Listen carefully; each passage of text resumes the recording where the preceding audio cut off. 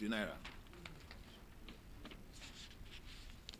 In response to critics who are of the view that the People's Democratic Party made several gains in the economy from 1999 to 2015, we did a comparative analysis and cost quantification of the PDP economy during the corrupt petroleum subsidy regime and the present petrol subsidy-free economy of President Bola Ahmed Tinubu. Our findings indicated that the Tinubu economy saves an average of 1 trillion naira monthly from the withdrawal of petrol subsidy in June 2023, while the three PDP regimes recorded a monthly loss from petrol subsidy of 1 trillion over a period of 16 years, amounting to a total of 192 trillion. Little surprise, therefore, that Nigeria ranks amongst nations with the worst record of infrastructural deficits in the world. The presidential embargo on foreign trips by government officials further confirms the passion and seriousness of President Bola Tinubu to reduce the cost of governance in the country. The president's action is ensuring prudence and discipline in the federal government spending, particularly now that the implementation of the capital expenditure components of the 2024 budget has commenced. We therefore call on the subnationals to emulate the president in curbing wastages in their financial expenditures so that meaningful development can be adequately delivered to Nigerians at the grassroots, especially now that there is an increased allocation from FARC. The government has taken the economy a notch higher with the introduction of the consumer credit scheme known as the Nigerian Consumer Credit Corporation, Credit Corp, which has a potential to improve consumption capacity for Nigerians, resulting in expanded productive capacity for the manufacturing sector. This implies that you do not need to wait until you have saved so much to purchase what you desire. The establishment of the credit scheme and the extension of payment of Social Security to NCE graduates upward, with a commitment of 100 billion by the President and the approval of Social Security unemployment programs to alleviate economic difficulties for unemployed youth, are part of the actions and decisions of the Tinubu administration within the first quarter of the year, which we consider to be courageous, timely, and commendable. We therefore call on the media to sensitize and encourage our citizens across the Federation to register for their BVN and NIN to enable them to benefit from government social security programs. In addition to sensitizing vulnerable citizens on this condition to access social security payment scheme, it is also important to advise government on the urgent need to rejig its cash transfer programs for the purpose of effectiveness, transparency, and accountability. The commendable decision by the President to grant approval for the establishment of Renewed Hope Infrastructure Development Fund to bridge the nation's infrastructure gap has opened a new vista in the general expectation of the benefit of petroleum subsidy removal. We note with great interest the potential sources of funding targeted by the RHIDF to raise 20 trillion, that's about $14 billion for its takeoff grants. And we strongly suggest that a significant percentage of the savings from the withdrawal of subsidy be made available to RHIDF for the development of infrastructure across the nation. Furthermore, we submit that it is important for the federal government to erect permanent signposts at the site of every infrastructural project that is accomplished with savings from petroleum subsidy withdrawal, so that Nigerians will appreciate the positive impact of the withdrawal of subsidy and be happy that their sacrifices are not in vain. It is in the light of the foregoing suggestions that we urge the President to lay emphasis on the process of monitoring and compliance enforcement in the implementation of all infrastructural projects across the country to ensure that all projects are completed to time and specification. The suspension of the seemingly controversial implementation of the expatriate employment levy by the President is a testimony of his enormous capacity to tolerate opposing views in the management of state affairs. This attribute of opposite views tolerance is a key supplement in any democratic leadership. Deriving from this, it is our considered opinion that President Tinubu has continued to demonstrate maturity and brinkmanship in the manner he is handling volatile political and other forms of crisis in the country to the delight of national stability. His timely intervention in the inter- and intra-parties crisis in Kano, Rivers, and Ondo states have brought relative peace and stability to the functioning of government in the affected states. And we believe that the president deserves to be commended for this expression of statesmanship. On this happy note, we urge the president to continue in his dire strides of re-engineering Nigeria's economic structure, because it is the only way our dear nation can realize its full potential as a 21st century superpower and the pride of the black race. We find it incumbent to express our deep concern over the attitude of some public office holders who are fond of using their privileged positions to undermine the rule of law and the ongoing anti-corruption crusade. This is with particular reference to the recent standoff between the former governor of Kogi State, Alhaji Yahaya Bello, and the EFCC. It is distasteful that elected public officers who are expected to be custodian of the law are displaying attitudes that are inimical to the rule of law and democracy. We therefore totally align ourselves with the position of the Chief Law Officer and Attorney General of the Federation on the matter.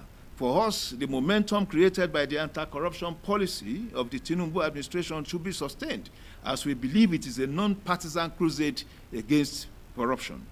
Finally, we consider the unnecessary controversy over the ongoing construction of the 700 kilometers Lagos-Calabar Coastal Highway as a distraction to the lofty ideas of the President Bola Ahmed Tinubu administration to open up the economic potentials of Nigeria's coastal belt.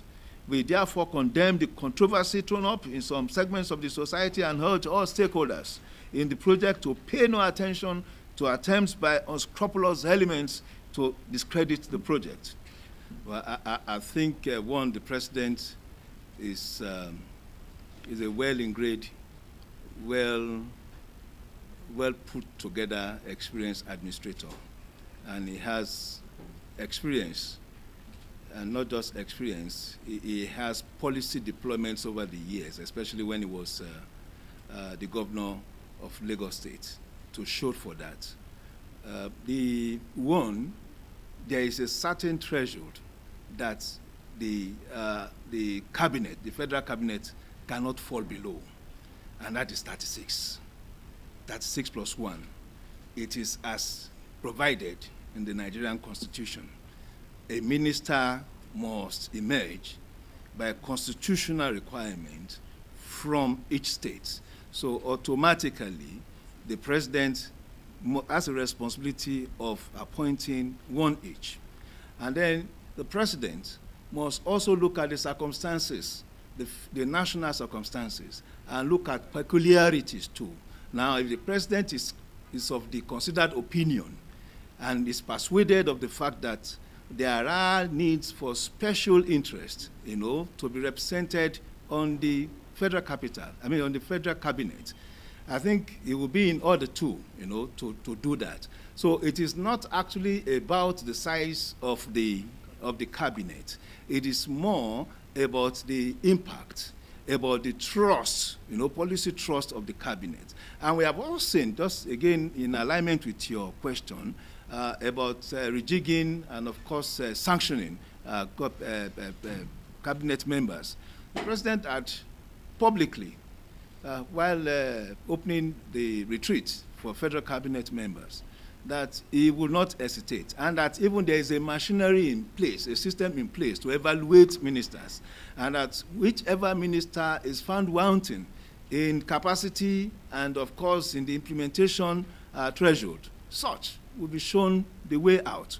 So it tells you that this is a president who does not just employ, he also measures implementation threshold.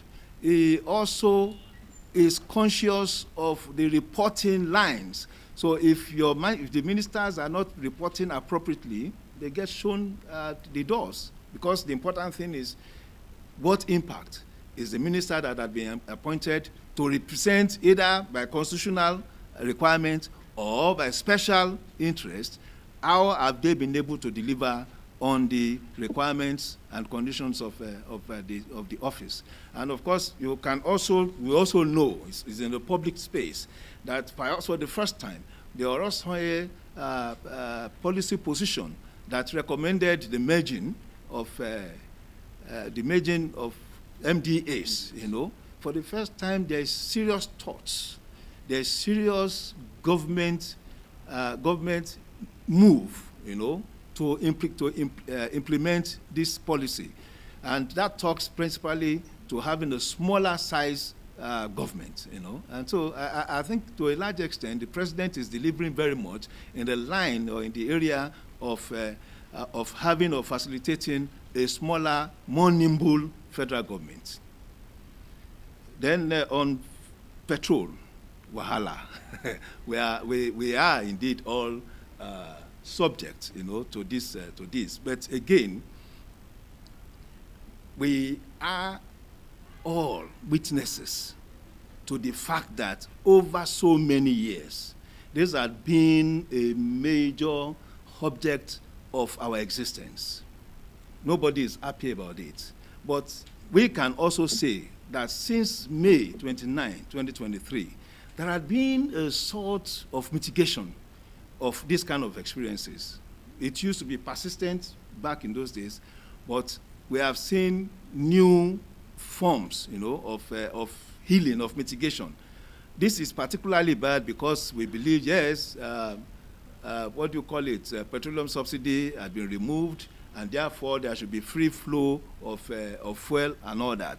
But if the NNPC had come out to tell us that there had been a supply glitch or itch somewhere, okay, we want to look beyond that, because as policy analysts, it is not just about now, it is about going forward. About going forward, we see a new petroleum product, especially PMS universe, emerging. And that over so many months, we will not be experiencing this because, as we noted, Nigeria would not just be about satisfying our immediate domestic needs in terms of PMS, will actually be a net exporter, of PMS. The Dangote refinery, which is private sector led, with, of course, share participation by the NNPC, is on its way to the market. We have seen what that refinery is doing with with AGO diesel, with the price of diesel. We are seeing what it's doing with the price of Jet 1. That is the fuel for airlines and all that. Now, there's a promise that in the next few weeks, it will come into the market with PMS. And that will be a surfeit, most likely, of products in the market. And then when you combine that to the possibility of the Port Harcourt refinery coming on stream, the Warri refinery coming on stream, the Cardinal refinery coming on stream, and about 10 other modular refineries coming on stream, the spectacles will definitely change. We are seeing a paradigm shift. That's the way we are, and that is what is exciting us, because it is not just about this old system. It is about an evolving, emerging reality, and the reality talks to progression.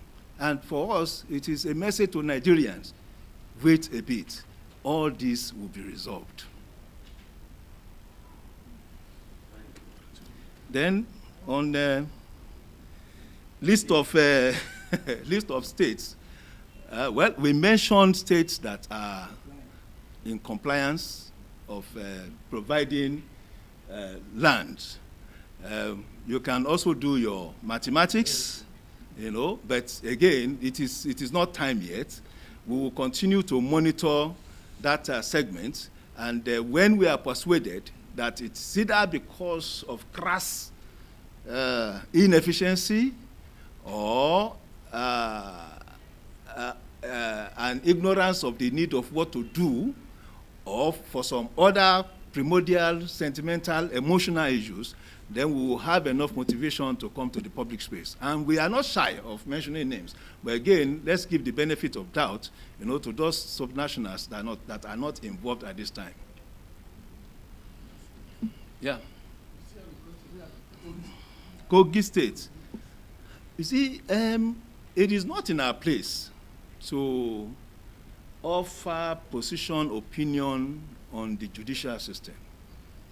At this point, the litigants know what they do with the strengths and weaknesses of a judicial system. But what is important to us is that there are natural processes, in the judicial spectrum. And the natural processes is, to our mind, if a law enforcement agency requires the attention of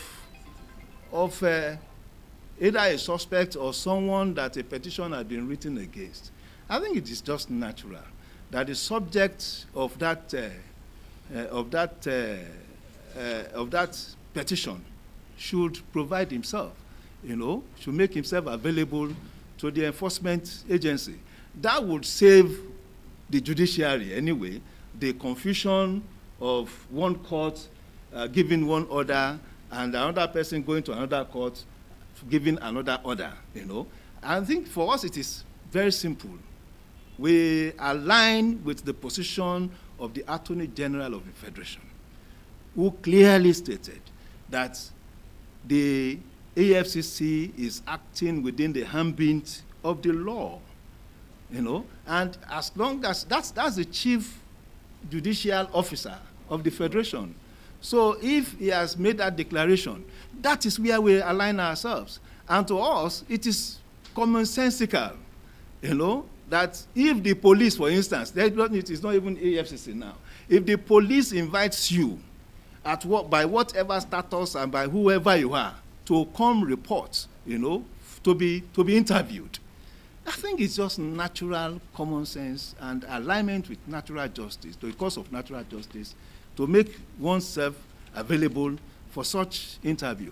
System emerging in the petroleum product segment, we are seeing policies again that would enhance power production and distribution. The recent increase, it all affects us, Band A and Band B and all that. I belong in the open market liberal economy school of thought, where I believe that forces of demand and supply should determine pricing, and that where it does, it should be universally applied, and that an economy should not be subdivided, into groups. It is like exploiting one group against the other, and that is where I depart from that policy. It may be pragmatic, but it is also important to note what is in the offing, especially as it relates to how the constitutional amendment you are talking about that was championed by former President Muhammadu Buhari to now to remove power generation and distribution from the exclusive list to the concurrent list, and which means that states are now empowered to generate and distribute. We are seeing some states already, getting involved, and we are also seeing the policy position by the Minister of Power now, talking as a corporate body, to also implement that by creating nexus, power regulation nexus in states. So where you have the Electric Regulatory Commission, the National Electric Regulatory Commission, NAC, at the national level, you now have states, state regulatory commission. You also now have states being empowered specifically to adapt this generation and distribution entities to their state, to their respective states. Unlike where we have Ibadan, DISCO, for instance, covering 7 states. I from day one, had been against the template for the liberalization of the power, the Nigerian power industry, because I know, one, it's not pushed by competition. 2, the area of operation is too large, and then 3, most of these people, the entrepreneurs that bought those entities, used, what do you call it, debt to buy equity. You do not use debt, you do not use loan to purchase equity, because it is not something that you invest and you earn immediately. So it should be equity, your own shares, that your own money, raw money that you are putting there, that is patient. It should be patient fund that you apply into the business process and takes time. So you want to wonder how much money had been invested in those entities to even do refurbishment and equipment purchases. We have done our audit. Not up to 20% of equipment, had been added to what was purchased in 2013. So to a large extent, we still have the whole system running. And we cannot have the whole system running and expect new measure of deliverables. So now we believe that this had been this had been liberalized more, and states are now allowed to also be involved. One, it does mean that even modular electricity generating plants can be brought into the industry. Modular electricity distributing templates can be brought into the industry. So it makes the industry more competent and, of course, much deliverable driven. I think we should take the last question. Okay.